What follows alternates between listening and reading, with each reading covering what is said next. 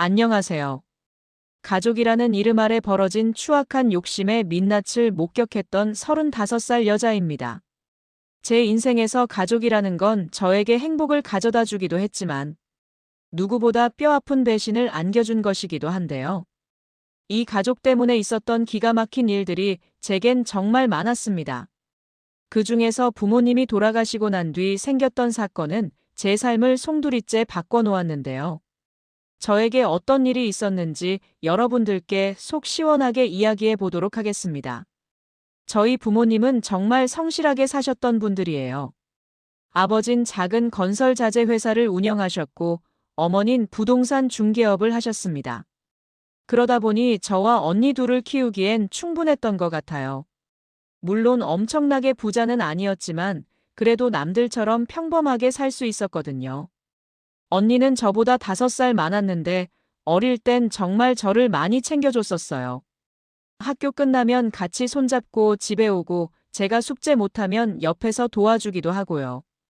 그런데 언젠가부터 언니가 좀 변하기 시작했던 것 같습니다. 제가 중학생 때쯤이었나요? 언니가 고등학교 들어가면서부터 저한테 좀 차갑게 대하기 시작했어요. 특히나 부모님이 저한테 뭘 사주시거나 할 때면 언니 표정이 확 굳어지곤 했거든요. 그때 전 왜 그런지 이해가 안 됐습니다. 그냥 사춘기라서 그런가 보다 생각했었죠. 그렇게 저희는 각자의 삶을 살아갔습니다. 언니는 대학 졸업하고서 회사에 취직했고 전 결혼해서 남편과 아이 하나 낳고 평범하게 살고 있었어요. 명절 때나 부모님 생신 때 만나는 정도였죠. 사실 언니랑 그렇게 자주 연락하며 지내진 않았거든요. 언니도 바쁘고 저도 육아하느라 바빴으니까요. 그러던 어느 날이었습니다. 갑자기 부모님이 교통사고를 당하셨다는 연락이 온 거예요. 그것도 두 분 다 함께 타고 가시다가 말이죠. 전 그 소식을 듣고 정말 눈앞이 깜깜해지더라고요. 아이를 급하게 시어머니한테 맡기고 병원으로 달려갔습니다. 택시를 탔는데 기사님이 뭐라고 말을 거는 것 같은데 하나도 귀에 안 들어오더라고요. 그저 부모님이 무사하시길 바라는 마음뿐이었습니다. 병원 응급실에 도착했을 땐 이미 언니가 와 있었어요. 복도 의자에 앉아서 고개를 떨구고 있는 언니를 보는 순간 정말 최악의 상황이 온 걸 직감했습니다. 아니나 다를까 의사 선생님이 나오셔서 말씀하시더라고요. 유가족분이세요? 두 분 다 이미 사망하신 상태로 오셨습니다. 최선을 다했지만 너무 충격이 컸어서 그 자리에서 즉사하신 것 같습니다. 정말 죄송합니다. 그 말을 듣는 순간 다리에 힘이 풀려서 그 자리에 주저앉고 말았습니다. 너무나 갑작스러운 일이라 믿을 수가 없었어요. 엊그제만 해도 어머니랑 통화했었거든요. 제 아들 옷 사주신다고 백화점 가셨다면서 좋아하시던 어머니였는데 이렇게 갑자기 떠나실 줄은 꿈에도 몰랐습니다. 장례식장은 정말 정신이 하나도 없었어요. 친척들이며 아버지 회사 직원들이며 어머니 지인들까지 정말 많은 분들이 오셨습니다. 저와 언니는 상주로 앉아서 조문객들을 맞이했죠. 조문객들이 오실 때마다 절을 하고 인사를 받고 그러다 보니 정신이 하나도 없더라고요. 그런데 그때부터 언니의 행동이 좀 이상하더라고요. 조문객들한테 인사는 하는데 표정이 묘하게 굳어 있는 거예요. 슬픔보다는 뭔가 다른 생각을 하고 있는 것처럼 보였습니다. 특히나 친척 어른들이 오셔서 재산 얘기를 꺼낼 때면 언니 귀가 쫑긋 서는 게 보이더라고요. 큰아버지가 아버지 회사 부동산 얘기를 하시는데 언니가 갑자기 눈빛이 달라지는 걸 봤거든요. 장례를 치르는 사흘 동안 언니는 계속 핸드폰만 들여다보고 있었어요. 누구한테 연락을 하는지 통화도 자주 하더라고요. 한 번은 화장실 가는 길에 복도에서 언니가 통화하는 걸 들었는데 부동산 관련된 얘기를 하고 있더라고요. 아직 장례도 끝나지 않았는데 말이죠. 전 그게 좀 이상했지만 각자 슬픔을 다르게 표현하는 거겠거니 생각했습니다. 그렇게 장례를 무사히 치르고 나서 일주일쯤 지났을 때였어요. 언니가 저한테 만나자고 연락이 온 겁니다. 급한 일이 있다면서요. 전 아이를 남편한테 맡기고 언니네 집으로 갔습니다. 언니네 집에 도착했는데 언니는 서류 뭉치를 한가득 가지고 있더라고요. 부모님 재산 관련 서류였습니다. 아버지 회사 지분이며 부동산 등기부등본이며 은행 잔고 증명서까지 정말 다 정리를 해놨더라고요. 심지어 세무사랑 상담한 내역까지 있었어요.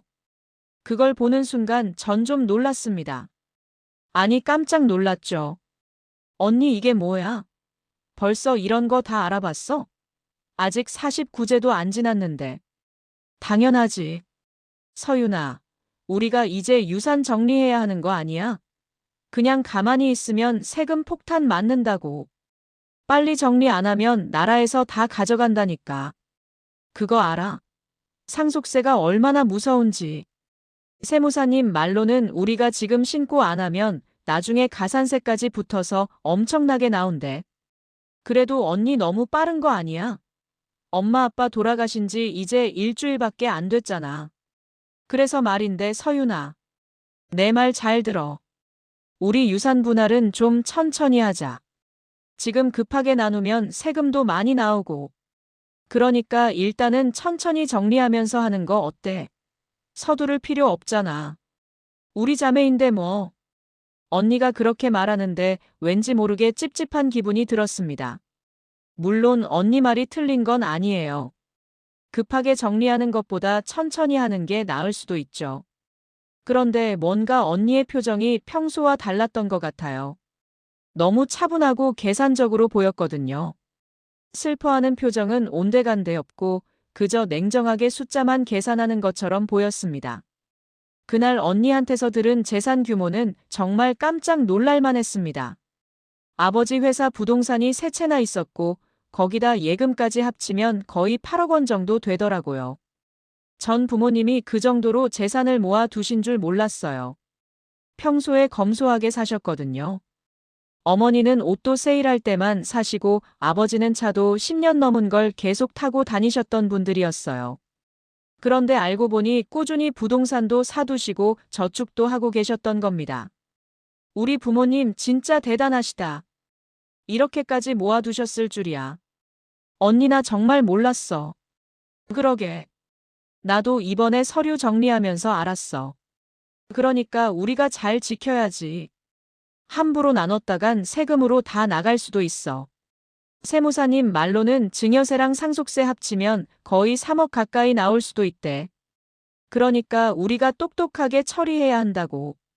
언니는 그렇게 말하면서 서류를 다시 챙기더라고요.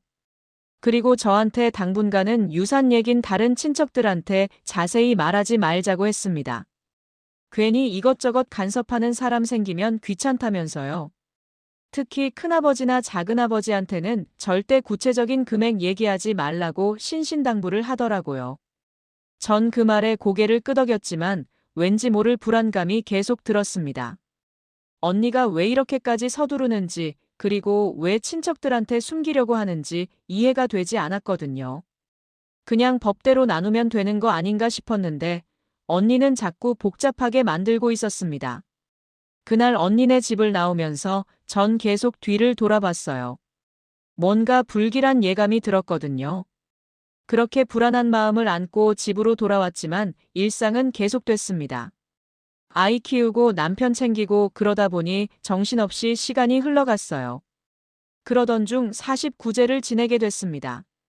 절에서 부모님 천도제를 지내고 나서 친척들이 다 모여서 식사를 하게 됐거든요.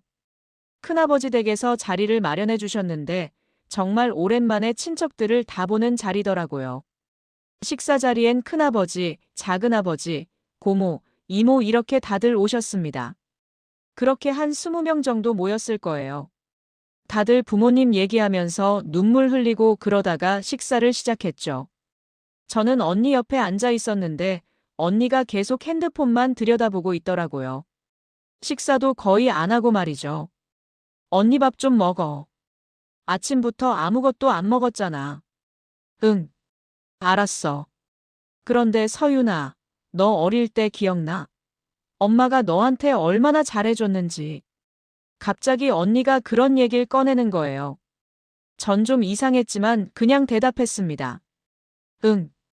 엄마 나한테도 언니한테도 다 잘해주셨잖아. 왜 갑자기? 아니 그냥 생각해보니까 엄마가 유독 너만 예뻐했던 것 같아서. 나한텐 엄격하셨는데 너한텐 정말 다정하셨거든. 그게 좀 이상하다 싶어서. 그 말을 듣는 순간 뭔가 찝찝한 기분이 들었습니다. 왜 갑자기 이런 얘기를 꺼내나 싶었거든요. 그런데 언니는 거기서 멈추지 않고 계속 얘기를 이어갔어요. 그치? 큰아버지도 그렇게 생각하시죠? 엄마가 서윤이한테 유독 더 잘해줬잖아요. 언니가 갑자기 큰아버지한테까지 말을 거는 거예요.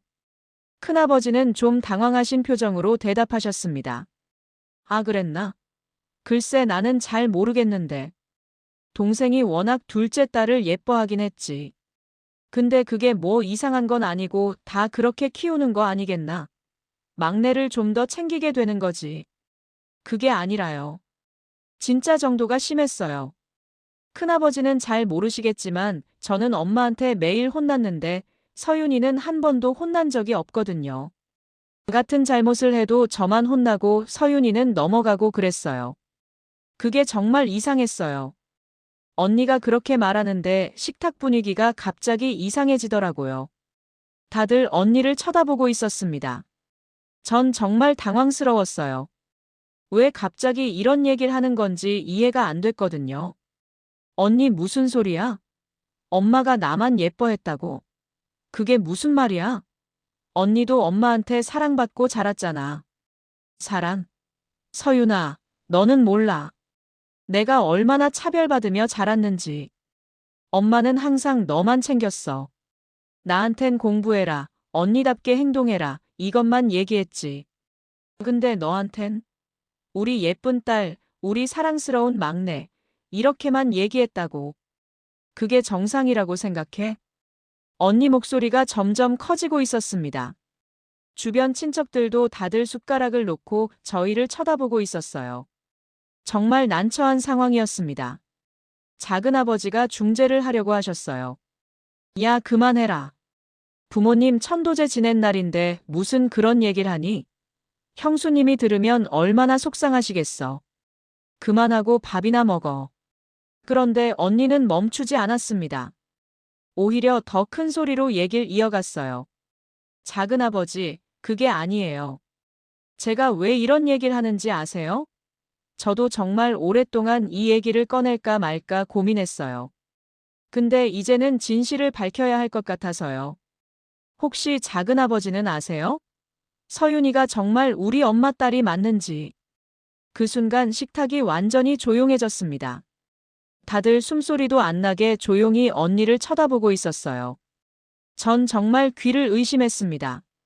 지금 언니가 무슨 소리를 하는 건지 믿을 수가 없었거든요. 언니 지금 정신이 있어? 무슨 소리를 하는 거야 지금?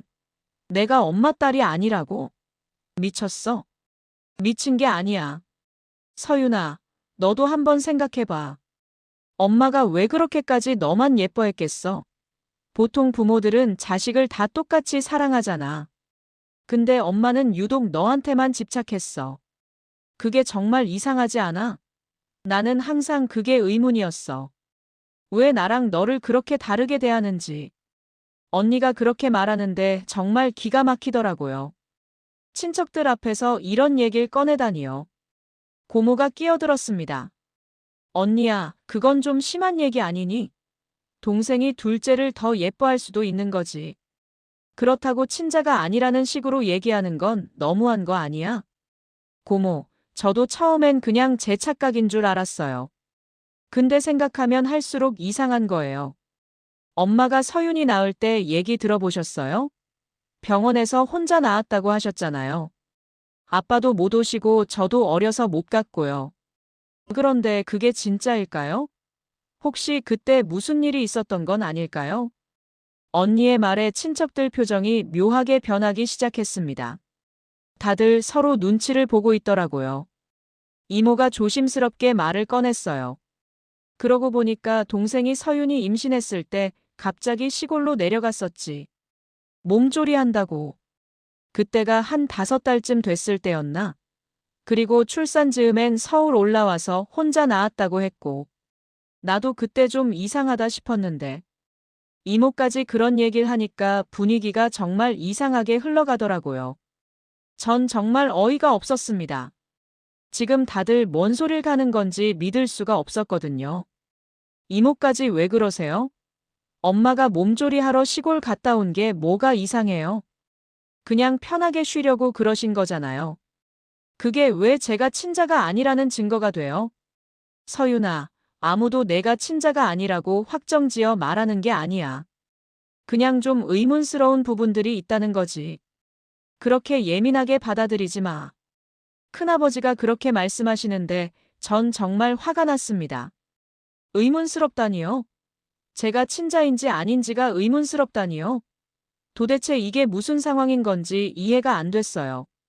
그렇게 식사 자리는 완전히 엉망이 됐습니다. 다들 밥도 제대로 안 먹고 수군수군 얘기만 하고 있었어요. 저는 더 이상 참을 수가 없어서 자리에서 일어났습니다. 저 먼저 갈게요. 오늘 정말 실망했어요. 특히 언니, 너 정말 너무한다.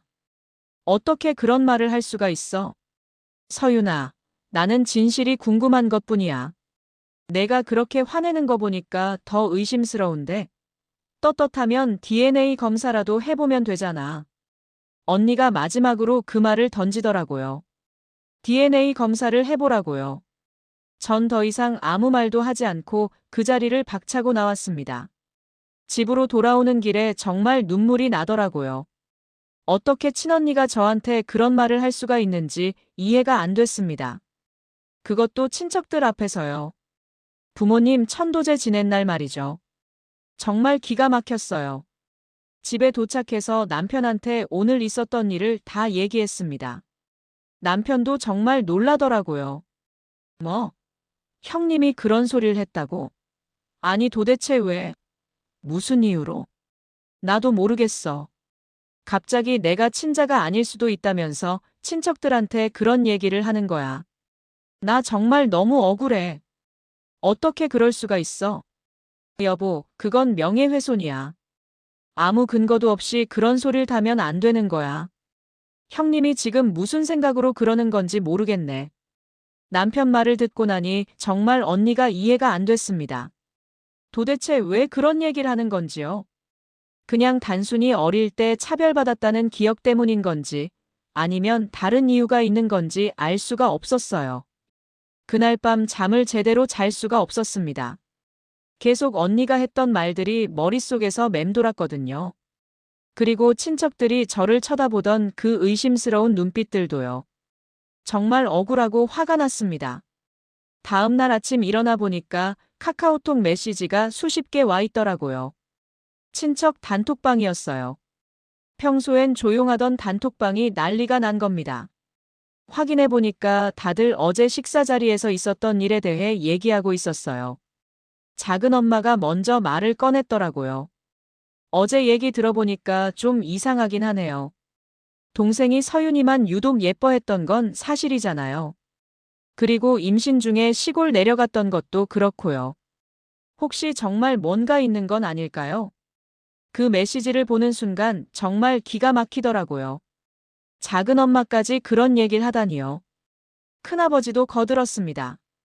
글쎄 나도 그때 일이 좀 기억나는데 동생이 임신 중에 갑자기 연락을 안 받더라고.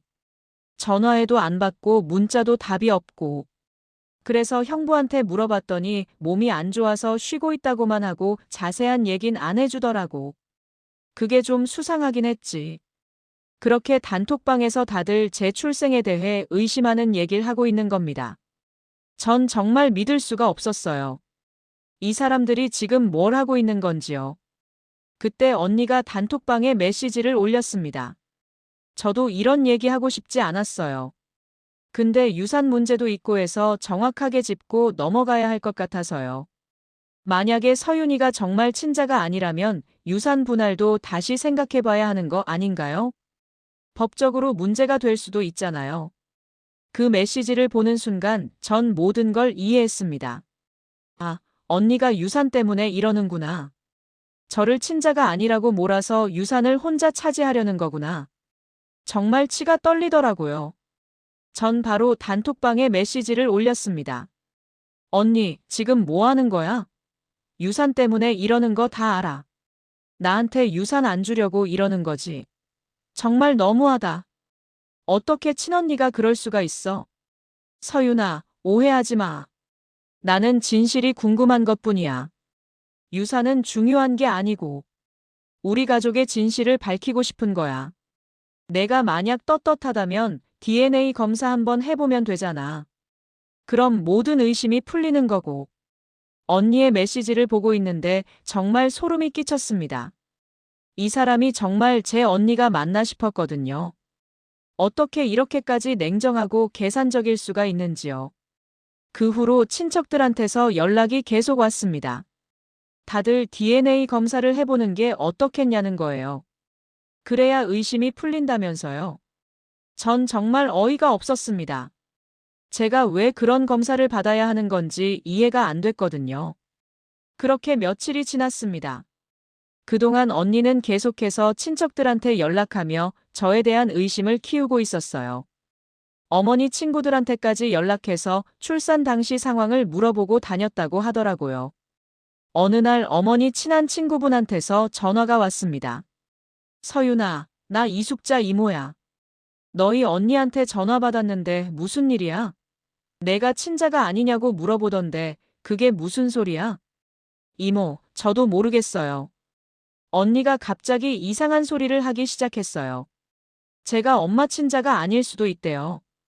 이모는 엄마 출산할 때 옆에 계셨잖아요. 뭔가 이상한 거 없으셨어요? 아니 무슨 소리야? 내 엄마 혼자 낳긴 했지만 그게 뭐 이상한 거야? 그때 내 아빠가 출장 가셔서 못 오신 거고. 언니는 어려서 애 봐줄 사람이 없어서 못 온 거였어. 그래서 내가 병원에 가서 도와줬었잖아. 내가 나올 때 내가 다 봤는데 무슨 소리를 하는 거야? 그럼 이모, 언니한테도 그렇게 말씀해 주실 수 있으세요? 언니가 자꾸 이상한 소리를 해서요. 그래, 알았어. 내가 내 언니한테 전화할게. 정말 말도 안 되는 소리를 하네. 이숙자 이모 말을 듣고 나니까 좀 안심이 됐습니다. 그래도 증인이 있으니까요. 그런데 얼마 뒤 이모한테서 다시 전화가 왔어요. 서윤아, 미안한데 내 언니가 나한테 이상한 얘기를 하더라. 내가 너희 엄마한테 돈을 받고 거짓말하는 거 아니냐고. 그래서 내가 화가 나서 전화 끊어버렸어. 근데 내 언니 왜 저래? 진짜 이상해. 언니가 이모한테까지 그런 소리를 했다니 정말 기가 막혔습니다. 도대체 어디까지 가려는 건지 알 수가 없었어요. 그렇게 언니는 모든 사람들한테 의심을 심고 다녔습니다. 그러던 어느 날 언니한테서 정식으로 문자가 왔습니다. 내용은 이랬어요. 서윤아, 우리 법원에 유산 분할 소송 걸고 DNA 검사 신청하자. 그게 서로한테 제일 깨끗한 방법일 거야. 내가 진짜 친자면 당당하게 검사받으면 되는 거고 나도 의심 안 하면 되잖아. 이렇게 계속 싸우는 것보다 법적으로 해결하는 게 나을 것 같아. 그 문자를 보는 순간 전 모든 걸 결심했습니다. 좋아, 언니가 원하는 대로 해주지. 법적으로 싸우자고.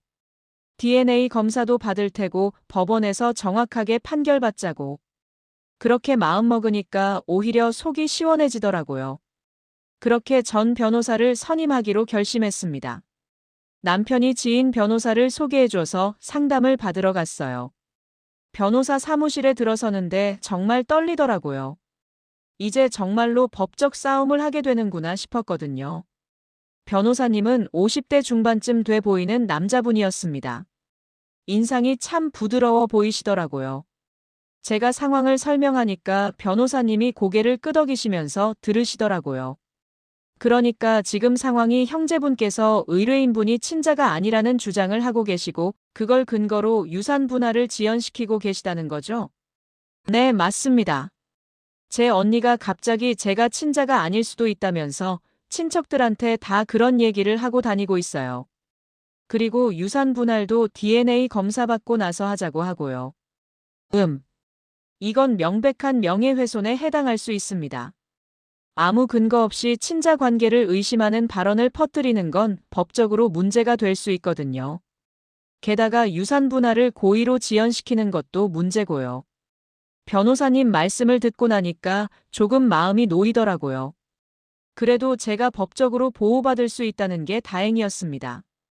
그럼 변호사님, 제가 어떻게 하면 될까요? 정말로 DNA 검사를 받아야 하나요? 의뢰인분께서 원하신다면 검사를 받으실 수도 있고, 아니면 형제분의 주장이 근거 없는 명예훼손이라는 걸 입증하는 방법도 있습니다. 그런데 제 생각엔 차라리 검사를 받으시는 게 나을 것 같아요. 그래야 모든 의심을 완전히 없앨 수 있으니까요. 어차피 의뢰인분은 친자이실 테고, 그럼 검사 결과가 나오면 형제분의 주장이 완전히 무너지는 거죠. 네, 알겠습니다. 그럼 DNA 검사 받겠습니다. 그리고 유산 분할 소송도 같이 진행하고 싶어요. 좋습니다. 그럼 제가 법원에 유산 분할 청구 소송과 함께 DNA 검사 신청을 하도록 하겠습니다. 참고로 DNA 검사는 법원에서 공식적으로 하는 거라서 결과에 법적 효력이 있습니다. 그러니까 검사 결과가 나오면 아무도 이의를 제기할 수 없어요. 변호사님과 상담을 마치고 나오는데 정말 기분이 묘하더라고요. 한편으론 속이 시원했지만 또 한편으론 씁쓸했습니다. 친언니랑 법정에서 싸우게 될 줄은 정말 꿈에도 몰랐거든요. 그날 집에 돌아와서 남편한테 얘기했습니다. 여보, 나 변호사 선임했어. 소송 진행하기로 했어. 잘했어. 그게 맞아. 형님이 너무 선을 넘으셨어. 법적으로 확실하게 해결하는 게 나아. 근데 여보, 나 진짜 속상해. 어떻게 친언니가 나한테 이럴 수가 있어? 우리 어릴 때 그렇게 친하게 지냈잖아. 언니가 나 학교 데려다주고 숙제도 도와주고 그랬는데. 그 언니가 지금 나한테 이러는 거 보면 정말 믿을 수가 없어. 여보, 사람이 돈 앞에서는 변하는 거야. 형님도 유산이 크니까 욕심이 생긴 거지. 안타깝지만 그게 현실이야. 남편 말을 들으니까 정말 슬프더라고요. 돈 때문에 가족이 이렇게 무너질 수 있다니요. 부모님이 평생 모아놓으신 재산이 자식들 싸우게 만드는 원인이 될 줄은 정말 몰랐습니다. 며칠 뒤 변호사님한테서 연락이 왔습니다. 법원에 소송을 접수했고 언니 측에도 소장이 전달됐다고 하더라고요. 그리고 첫 재판 날짜가 잡혔다고 했습니다. 그 소식을 듣고 나니까 정말 현실이 된 것 같더라고요. 이제 정말로 법정에서 언니랑 마주해야 하는구나 싶었습니다. 가슴이 두근두근 뛰고 손에 땀이 나더라고요. 첫 재판 날이 다가왔습니다. 법원에 가는 날 아침, 전옷을 고르는데도 한참 걸렸어요. 뭘 입어야 할지 모르겠더라고요. 결국엔 그냥 검은색 정장을 입고 나갔습니다. 법원 앞에 도착하니까 언니가 먼저 와 있더라고요. 언니도 변호사를 대동하고 있었습니다. 언니를 보는 순간 정말 기분이 이상했어요. 몇 달 전까지만 해도 가족이었는데 지금은 법정에서 싸우는 사이가 됐다니요. 법정 안으로 들어갔습니다. 판사님이 앉아 계시고 양쪽에 저희가 앉았어요. 판사님이 서류를 보시면서 말씀하셨습니다. 원고 측에서는 피고가 근거 없이 원고의 친자 관계를 의심하는 발언을 퍼뜨려 명예를 훼손했으며 이로 인해 유산 분할이 부당하게 지연되고 있다고 주장하는군요. 그리고 친자 관계 확인을 위한 DNA 검사를 신청했고요. 피고 측 입장은 어떻습니까? 언니 변호사가 일어나서 말했습니다. 재판장님, 저희 의뢰인은 정당한 의심을 제기한 것뿐입니다. 고인이 되신 어머니께서 원고를 유독 편애하셨고 출산 과정에서도 의문스러운 점들이 있었습니다. 그리고 저희도 DNA 검사에 적극 동의합니다. 오히려 검사를 통해 진실을 밝히는 게 양측 모두에게 좋을 거라고 생각합니다. 판사님이 고개를 끄덕이시면서 말씀하셨습니다. 알겠습니다. 그럼 법원에서 공식적으로 DNA 검사를 진행하도록 하겠습니다. 검사 기관은 법원이 지정하고 검사 비용은 양측이 반반씩 부담하도록 하겠습니다. 검사 결과가 나오는 대로 다음 재판을 진행하겠습니다. 그렇게 첫 재판은 끝이 났습니다. 법정을 나오는데 언니가 저한테 다가오더라고요. 서윤아, 검사 받으면 진실이 밝혀질 거야. 너도 각오는 하고 있겠지? 언니야말로 각오해. 검사 결과 나오면 언니가 얼마나 터무니없는 주장을 했는지 다 드러날 테니까. 그래, 두고 보자. 나는 확신이 있어. 너 절대 우리 엄마 친자 아니야. 언니가 그렇게 말하는데 정말 황당하더라고요. 도대체 무슨 근거로 그렇게 확신하는 건지 이해가 안 됐습니다. 그냥 자기 추측일 뿐인데 마치 확정된 사실인 것처럼 얘기하는 언니를 보니까 정말 답답했어요. 며칠 뒤 DNA 검사를 받으러 갔습니다. 법원에서 지정한 검사기관이었어요. 언니도 같은 시간에 오기로 돼 있었습니다. 검사실에 들어가니까 의사 선생님이 계시더라고요. 두 분 다 오셨네요. 검사는 간단합니다. 구강 상피세포를 채취하면 돼요. 면봉으로 입안을 문지르기만 하면 됩니다. 그리고 고인이 되신 어머니분의 유전자 샘플도 필요한데 다행히 병원에 보관된 게 있다고 하더라고요. 그걸 사용하면 됩니다. 검사는 정말 간단했습니다. 그냥 면봉으로 입안을 몇 번 문지르는 게 전부였어요. 그런데 그 간단한 검사가 제 인생을 좌우하게 될 거라고 생각하니까 손이 떨리더라고요. 검사를 마치고 나오는데 언니가 저한테 말을 걸었습니다. 서윤아, 결과 나오는데 한 2주 정도 걸린대. 그동안 마음 편히 먹어. 어차피 곧 진실이 밝혀질 테니까. 언니도 마음 편히 먹어. 언니야말로 결과 나오면 어떻게 할 건데? 언니가 근거도 없이 나한테 얼마나 큰 상처를 줬는지 알아? 상처? 서윤아, 진실을 밝히는 게 상처를 주는 거야? 나는 우리 가족의 진실을 알고 싶을 뿐이야. 언니는 끝까지 자기가 옳다는 투로 얘기하더라고요. 전 더 이상 할 말이 없어서 그냥 돌아섰습니다. 검사 결과를 기다리는 2주가 정말 길게 느껴졌습니다. 매일매일이 너무 답답하고 불안했어요. 물론 전 제가 친자라는 걸 의심하지 않았습니다. 그런데도 왠지 모르게 불안한 거예요. 혹시나 하는 마음이 들었거든요. 남편은 계속 저를 안심시켰습니다. 여보, 걱정하지 마. 당연히 친자로 나올 거야. 형님이 헛소리한 거니까. 응, 나도 알아. 근데 왜 이렇게 불안한지 모르겠어. 만약에 정말로 결과가 이상하게 나오면 어떡하지? 그럴 리 없어. 여보, 너무 생각하지 마. 스트레스 받으면 안 돼. 그렇게 기다리던 중에 친척들한테서 계속 연락이 왔습니다. 다들 검사 결과가 어떻게 나올 것 같으냐고 묻더라고요. 그럴 때마다 전 정말 화가 났습니다. 큰아버지한테서 전화가 왔을 때는 정말 기가 막혔어요. 서윤아, 나 큰아버지야. 검사 결과 기다리고 있지? 혹시 결과 나오면 나한테도 좀 알려줘. 유산 분할 문제도 있고 해서 우리도 알아야 할 것 같아서. 큰아버지, 왜 큰아버지까지 제 검사 결과를 알아야 하는데요? 이건 저랑 언니 문제잖아요. 뭐라고? 서윤아, 이건 우리 집안 전체의 문제야. 내가 만약에 친자가 아니면 유산 분배도 다시 해야 하는 거고, 그럼 우리 친척들도 영향을 받는 거라고. 그러니까 우리도 알 권리가 있어. 큰아버지, 저는 당연히 친자예요. 결과 나오면 다 알게 될 거니까 그때 보세요. 그렇게 전화를 끊었는데 정말 속이 상하더라고요. 친척들이 저를 마치 사기꾼 보듯이 대하는 게 너무 억울했습니다. 작은 엄마한테서도 문자가 왔습니다. 서윤아, 이모야. 너 요즘 힘들지? 근데 있잖아, 이모가 봤을 때도 내 언니 말이 완전히 틀린 것 같진 않아. 너희 엄마가 너만 유독 예뻐한 건 사실이거든. 그게 좀 이상하긴 했어. 그러니까 검사 결과 잘 받아봐. 혹시 모르니까.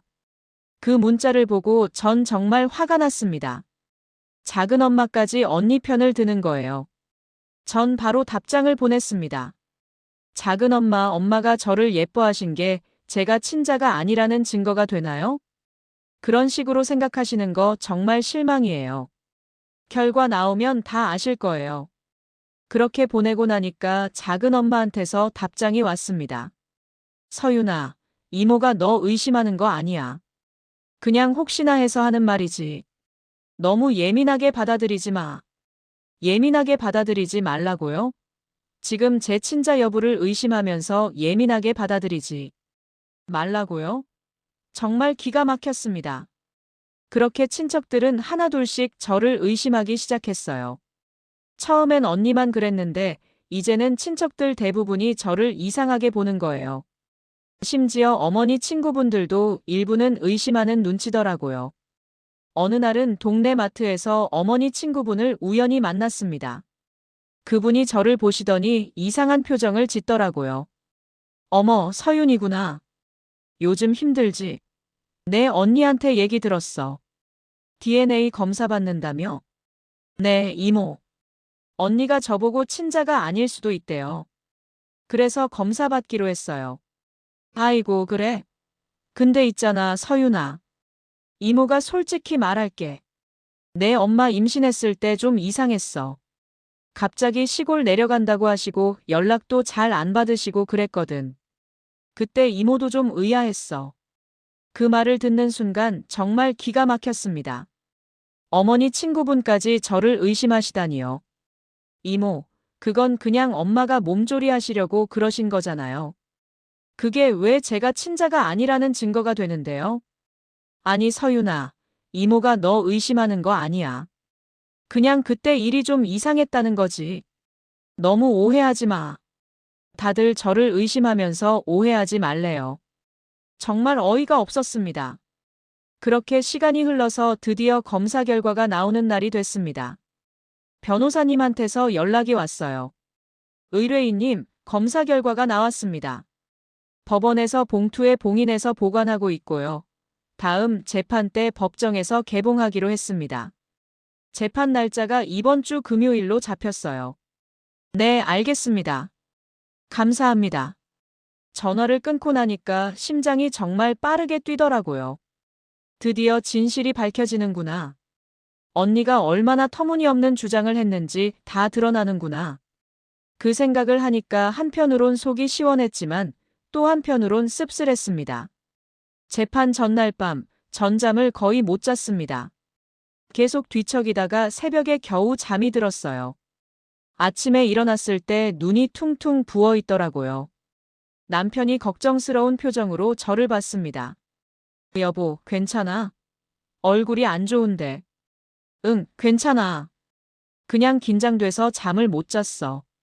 여보, 걱정하지 마. 오늘 결과 나오면 다 끝나는 거야. 형님이 얼마나 헛소리했는지 다 밝혀질 거야. 응, 알아. 고마워, 여보. 법원에 도착하니까 언니가 벌써 와 있더라고요. 언니는 정말 여유로운 표정이었습니다. 자신감이 넘쳐 보이더라고요. 그 모습을 보니까 화가 났습니다. 도대체 뭘 믿고 저렇게 자신만만한 건지 알 수가 없었어요. 법정 안으로 들어갔습니다. 판사님이 들어오시고 재판이 시작됐어요. 판사님이 봉투를 들고 계셨습니다. 그 안에 제 인생을 좌우할 결과가 들어있는 거예요. 자, 그럼 지금부터 DNA 검사 결과를 발표하겠습니다. 판사님이 봉투를 뜯기 시작했습니다. 그 순간 정말 심장이 터질 것 같았어요. 숨소리마저 크게 들리는 것 같더라고요. 언니는 제 쪽을 쳐다보면서 빙긋 웃고 있었습니다.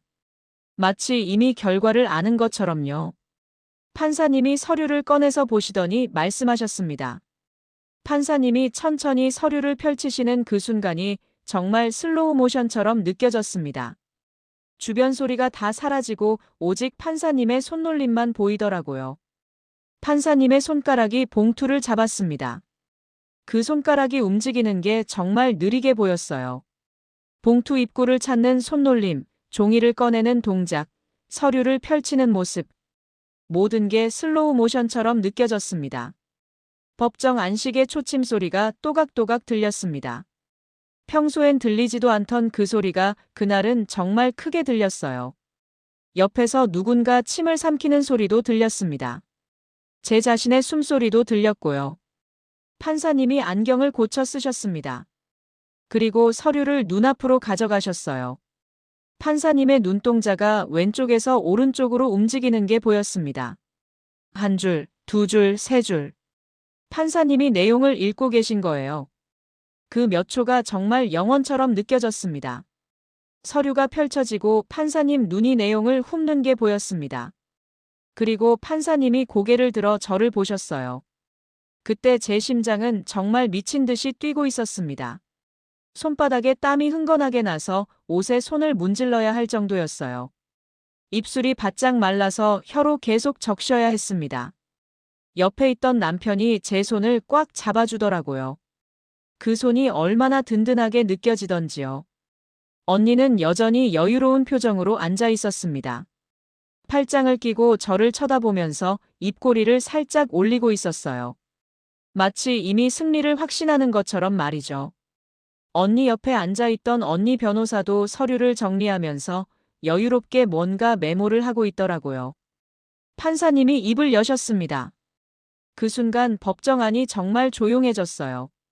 숨소리 하나 들리지 않을 정도로요. DNA 검사 결과를 발표하겠습니다. 피검사자 김서윤과 고인 김정희의 친자 관계 일치율은. 판사님이 잠시 말을 멈추셨습니다. 그 1초가 정말 1시간처럼 길게 느껴졌어요. 제 머릿속에 온갖 생각이 스쳐 지나갔습니다. 만약에 정말로 친자가 아니라고 나오면 어떡하지? 그럴 리 없어. 절대 그럴 리 없어. 근데 만약에 정말로 그렇다면? 그럼 나는 누구지? 엄마는 누구고 아빠는 누구지? 아니야. 그럴 리 없어. 나는 분명히 엄마 딸이야. 엄마를 닮았어. 코도 닮고 입도 닮았어. 엄마 목소리도 나랑 비슷했어. 그러니까 절대 그럴 리 없어. 그런데도 불안한 거예요. 심장이 터질 것 같았습니다. 전숨도 제대로 쉬지 못하고 판사님만 쳐다보고 있었습니다. 99.97%입니다. 생물학적 친자 관계가 명확히 확인됐습니다. 그 숫자가 귀에 들어오는 순간 세상이 멈춘 것 같았습니다. 99.97, 99.97. 그 숫자가 머릿속에서 계속 맴돌았어요. 친자다. 나는 엄마 딸이 맞다. 그 생각이 들자마자 온몸에서 힘이 빠졌습니다. 다리가 후들후들 떨려서 의자를 꽉 잡아야 했어요. 눈앞이 흐려지면서 눈물이 주르륵 흘러내렸습니다. 남편 손이 제 손을 잡는 게 느껴졌습니다. 그 손이 얼마나 따뜻하던지요. 저는 그 손을 꽉 잡았습니다. 놓치면 안 될 것 같아서요. 정말 기쁜 눈물이었어요. 아니, 기쁘다기보다는 안도의 눈물이었던 것 같습니다. 남편이 제 어깨를 토닥여주면서 말했습니다.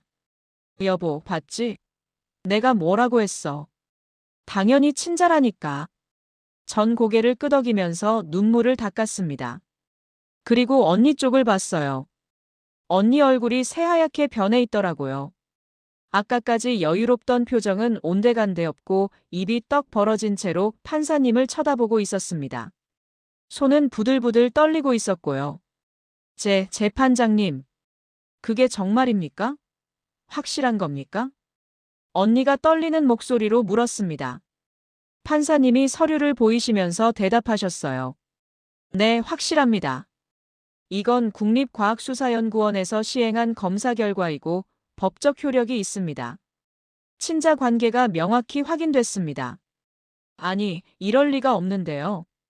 분명히 뭔가 잘못됐을 거예요. 재검사를 해야 합니다. 언니가 그렇게 말하는데 정말 기가 막혔습니다. 결과가 나왔는데도 인정을 안 하는 거예요.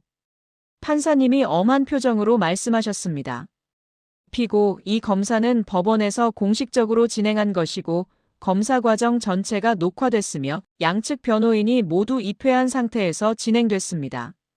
재검사를 할 이유가 없습니다. 언니는 그제야 입을 다물었습니다. 얼굴이 창백한 게 정말 충격을 받은 것 같더라고요. 언니 변호사가 언니에게 뭔가 속삭이더니 판사님께 말씀드렸습니다. 재판장님, 저희 의뢰인이 검사 결과를 받아들이겠습니다. 다만 저희 의뢰인은 진심으로 의심했던 것이지 악의가 있었던 건 아닙니다. 그때 제 변호사님이 일어나셨습니다. 재판장님, 그 부분에 대해 말씀드리고 싶은 게 있습니다. 저희가 추가로 조사를 해본 결과 흥미로운 사실을 발견했습니다. 어떤 사실입니까? 피고가 고인의 지인이었던 이숙자 씨에게 금전을 제공하고 원고에게 불리한 거짓 증언을 부탁한 정황이 있습니다.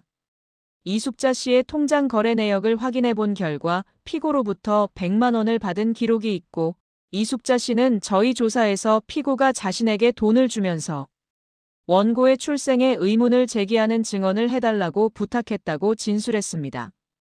그 말이 끝나자마자 법정이 술렁였습니다. 전 정말 깜짝 놀랐어요. 언니가 거기까지 했다니요. 이숙자 이모한테 돈까지 주면서 거짓 증언을 부탁했다니요. 판사님이 심각한 표정으로 언니를 보셨습니다. 피고, 이게 사실입니까? 아닙니다. 그건 오해입니다. 제가 이숙자 씨한테 돈을 준 건 맞지만 그건 개인적으로 빌려준 거짓 증언을 부탁한 게 아닙니다. 그럼 차용증이 있습니까? 그건 언니가 말을 잇지 못했습니다. 제 변호사님이 다시 말씀하셨어요. 재판장님, 이숙자 씨는 피고로부터 받은 돈에 대해 차용증을 쓴 적이 없다고 명확히 진술했습니다. 그리고 피고가 직접 서윤이 출생에 대해 의문을 제기하는 말을 해달라. 그러면 도와주겠다고 말했다고 진술했습니다. 저희는 이숙자 씨의 진술서를 제출하겠습니다. 변호사님이 서류를 판사님께 제출했습니다. 판사님이 서류를 받아보시더니 고개를 끄덕이셨어요. 피고의 행위는 명백한 명예훼손이며 거짓 증언 교사 혐의까지 있는 것으로 보입니다. 이는 형사상 처벌 대상이 될 수 있습니다. 재판장님, 저는 그냥 진실을 알고 싶었을 뿐입니다. 악의가 있었던 게 아니라고요. 언니가 떨리는 목소리로 변명했지만 판사님 표정은 차갑기만 했습니다. 피고는 아무런 근거 없이 친자 관계를 의심하는 발언을 퍼뜨렸고 거짓 증언까지 유도하려 했습니다. 이는 명백히 악의적인 행위로 판단됩니다. 원고가 받은 정신적 고통은 상당했을 것으로 보이고 유산 분할 또한 부당하게 지연됐습니다. 판사님이 계속 말씀하시는데 언니 얼굴은 점점 더 창백해졌습니다. 손으로 얼굴을 감싸고 고개를 숙이더니 어깨가 들썩이기 시작했어요. 울고 있는 것 같았습니다. 따라서 본 재판부는 다음과 같이 판결합니다. 첫째, 피고 김서진은 원고 김서윤에게 명예훼손으로 인한 위자료로 2천만 원을 지급하라. 둘째, 고인 김정희의 유산은 법정 상속 비율에 따라 원고와 피고가 2분의 1씩 균등하게 상속한다. 셋째, 피고의 행위는 형사상 명예훼손 및 위증교사 혐의가 있으므로 관련 자료를 검찰에 송치한다. 판사님의 판결이 끝나자 법정이 다시 조용해졌습니다. 언니는 완전히 무너져서 의자에 주저앉아 있었어요. 언니 변호사가 언니를 부축하려고 했지만 언니는 손을 뿌리치더니 그냥 고개를 숙이고 있었습니다. 전 그 모습을 보면서 정말 복잡한 감정이 들었습니다. 한편으론 속이 시원했지만 또 한편으론 너무 씁쓸했어요. 저렇게까지 무너지는 언니를 보니까 안타깝기도 하고 화도 나고 그랬습니다. 재판이 끝나고 법정 밖으로 나왔습니다. 남편이 저를 꽉 안아주더라고요. 여보, 수고했어. 정말 힘들었지? 응, 진짜 힘들었어. 근데 이제 끝났어. 드디어 끝났어. 그렇게 말하면서 또 눈물이 났습니다. 이번엔 정말 후련한 눈물이었어요. 그동안 쌓였던 억울함과 분노가 다 풀리는 느낌이었습니다. 변호사님도 축하해 주셨어요. 의뢰인님, 정말 수고 많으셨습니다. 좋은 결과가 나와서 다행입니다. 감사합니다, 변호사님. 변호사님 덕분입니다. 아닙니다. 의뢰인님이 끝까지 포기하지 않고 싸우신 결과입니다. 앞으로 유산 분할 절차는 제가 도와드리겠습니다. 그리고 형사 고소건도 진행하실 건지 생각해 보시고 연락 주세요. 네, 알겠습니다. 법원을 나오는데 언니가 저 멀리 서 있는 게 보였습니다. 혼자 벤치에 앉아서 고개를 숙이고 있더라고요. 전 그 모습을 보고 그냥 지나칠까 하다가 결국 다가갔습니다. 언니가 고개를 들었습니다. 눈이 빨갛게 충혈돼 있었어요. 많이 운 것 같더라고요. 서윤아, 언니, 왜 그랬어? 도대체 왜? 돈이 그렇게 중요했어? 언니는 한참을 말이 없었습니다. 그냥 고개만 숙이고 있었어요. 그 모습을 보니까 정말 복잡한 감정이 들었습니다. 화도 나고 안타깝기도 하고 서럽기도 하고. 한때는 정말 친했던 우리 자매가 이렇게 됐다는 게 믿기지 않았거든요. 나한테 유산 안 주려고 나를 친자가 아니라고 몰아붙인 거야. 친척들 앞에서 나한테 그런 말을 할 수가 있어. 어머니 친구분들한테까지 거짓말 시켰잖아. 이숙자 이모한테 돈까지 주면서 말이야. 그게 언니가 할 짓이야? 미안해. 정말 미안해. 나도 모르겠어. 내가 왜 그랬는지. 모른다고? 언니 돈 때문에 그런 거 나 다 알아. 유산 혼자 차지하려고 그런 거잖아. 언니가 고개를 들어 저를 봤습니다. 눈물이 뚝뚝 떨어지고 있었어요. 그것도 맞아. 근데 서윤아, 정말로 유산만은 아니었어. 엄마가 너만 예뻐했던 게 너무 억울했어. 어릴 때부터 계속 쌓였던 거야. 엄마는 항상 너한테만 다정했고 나한텐 엄격했거든. 그게 평생 한이 됐어. 그게 이번에 폭발한 거지. 그래서 그게 나한테 이렇게 해도 되는 이유가 돼. 나한테 얼마나 큰 상처를 줬는지 알아. 친척들이 다 나를 의심했어. 어머니 친구분들까지 나를 이상하게 봤다고. 그게 얼마나 억울하고 화나는 일인지 언니는 알아. 알아. 이제 알아. 정말 미안해. 나도 후회하고 있어. 언니가 계속 미안하다고 하는데 전 더 이상 할 말이 없었습니다. 그냥 돌아서서 걸어 나왔어요.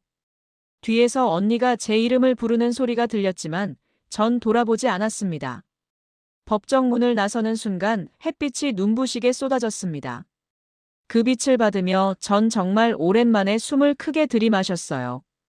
공기가 이렇게 상쾌한 줄 몰랐습니다.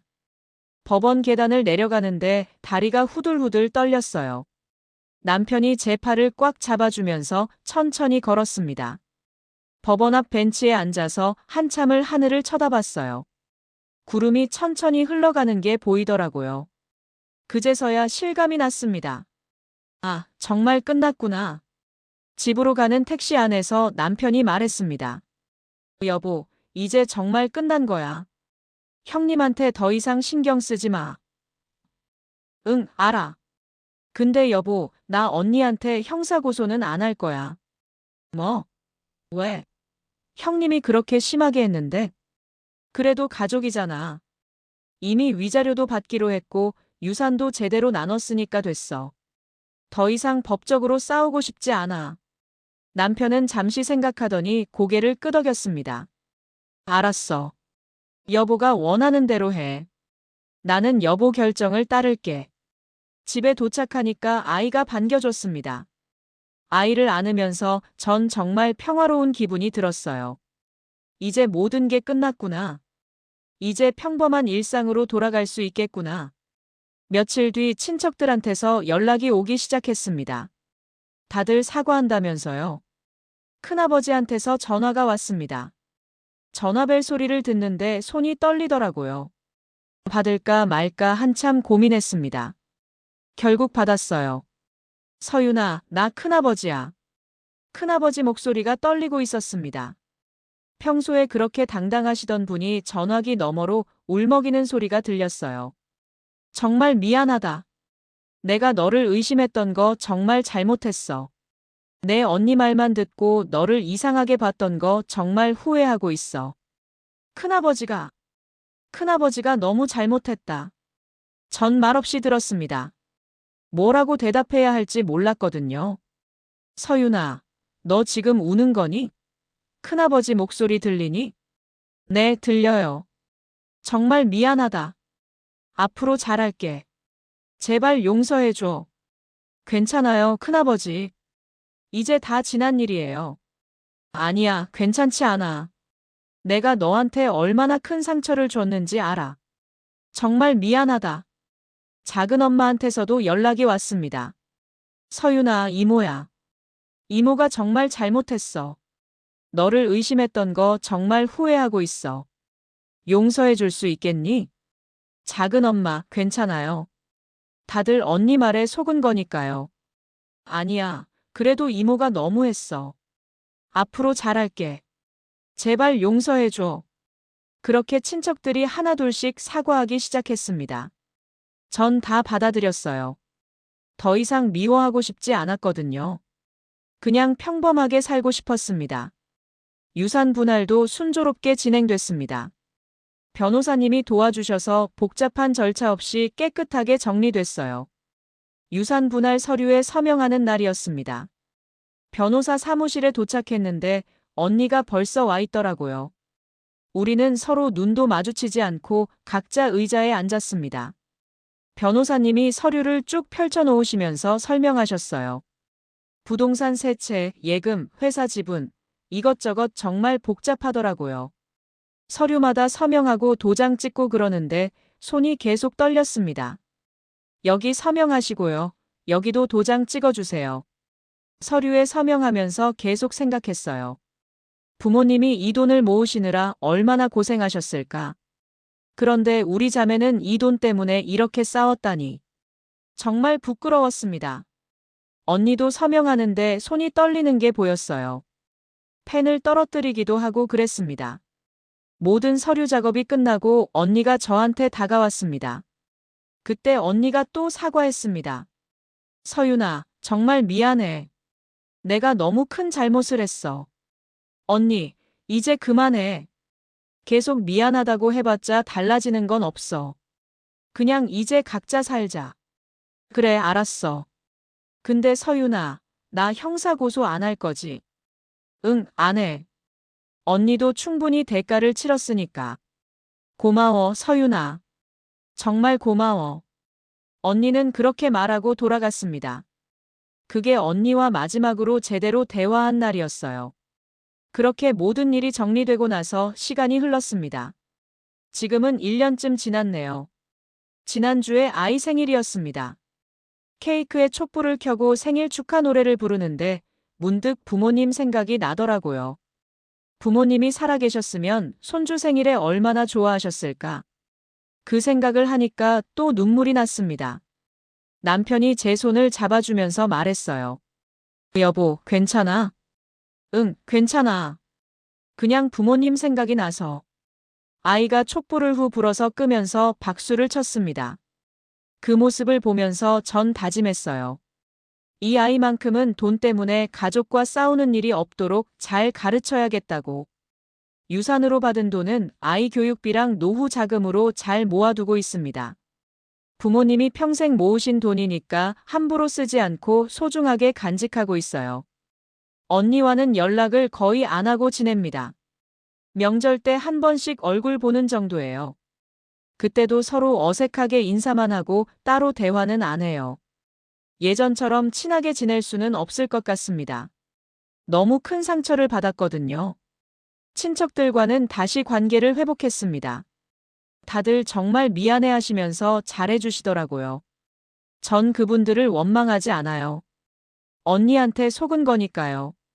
가끔 부모님 산소에 갑니다. 이번 주에도 갔었어요. 산을 올라가는데 바람이 시원하게 불더라고요. 낙엽이 바스락거리는 소리가 들렸습니다. 산소 앞에 도착해서 무릎을 꿇고 앉았어요. 잡초를 하나하나 뽑으면서 부모님께 말씀드렸습니다. 엄마, 아빠, 저 왔어요. 서윤이에요. 묘비에 새겨진 부모님 이름을 손으로 쓰다듬었습니다. 차가운 돌의 감촉이 느껴졌어요. 저 잘 지내고 있어요. 걱정하지 마세요. 아이도 잘 크고 있고요. 남편도 저한테 잘해주고요. 말을 하다가 목이 메었습니다. 눈물이 뚝뚝 떨어졌어요. 언니랑 싸웠던 것도 다 해결됐어요. 이제 평화롭게 살게요. 부모님이 물려주신 유산 잘 간직할게요. 함부로 안 쓸게요. 한참을 그렇게 앉아 있었습니다. 바람 소리만 들리더라고요. 그러다 일어서려는데 뒤에서 누군가 오는 소리가 들렸습니다. 돌아보니 언니였어요. 언니도 꽃을 들고 와 있었습니다. 우리는 서로 눈을 마주쳤지만 아무 말도 하지 않았습니다. 언니가 제 옆에 무릎을 꿇고 앉더니 꽃을 놓았어요. 그리고 조용히 울기 시작했습니다. 전 그냥 가만히 있었습니다. 뭐라고 말을 해야 할지 몰랐거든요. 그렇게 우리는 나란히 앉아서 한참을 부모님 산소를 바라봤습니다. 그러면서 생각했습니다. 부모님이 살아계셨으면 이런 일이 없었을 텐데. 부모님이 돌아가시고 나서 저희 자매가 이렇게 싸우게 될 줄은 정말 몰랐습니다. 이 일을 겪으면서 전 많은 걸 배웠습니다. 돈이 사람을 얼마나 변하게 만드는지, 가족이라는 이름도 돈 앞에서는 얼마나 무력한지 알게 됐어요. 그리고 욕심이 얼마나 무서운 건지도요. 언니는 욕심 때문에 동생을 의심했고 거짓말까지 했습니다. 그 결과 가족을 잃었어요. 저와의 관계도 회복할 수 없을 만큼 망가졌고요. 위자료 2천만 원의 형사처벌 위기까지 갔습니다. 유산을 더 받으려다가 오히려 더 많은 걸 잃은 셈이죠. 여러분들도 제 이야기를 들으시면서 교훈을 얻으셨으면 좋겠습니다. 가족은 돈보다 소중한 겁니다. 정말로요. 전 이번 일을 겪으면서 그걸 뼈저리게 느꼈습니다. 언니와 저는 어릴 때 정말 친했어요. 언니가 학교 끝나고 집에 오면 저를 업어주기도 하고 제가 아프면 밤새 간호해주기도 했습니다. 그런 언니와 제가 돈 때문에 법정에서 싸우게 될 줄은 정말 몰랐어요. 아무리 유산이 크다고 해도 가족을 의심하고 배신해서는 안 됩니다. 한번 깨진 신뢰는 다시 회복하기 정말 어려워요. 언니와 저는 이제 명절 때나 겨우 얼굴을 봅니다. 대화도 거의 안 하고요. 예전처럼 돌아갈 수 없습니다. 그리고 욕심을 부리지 마세요. 자기 몫만 제대로 챙기면 됩니다. 남의 것까지 탐내다가는 결국 자기 것도 잃게 됩니다. 언니가 바로 그런 경우였어요. 저는 이제 평범하게 살 겁니다.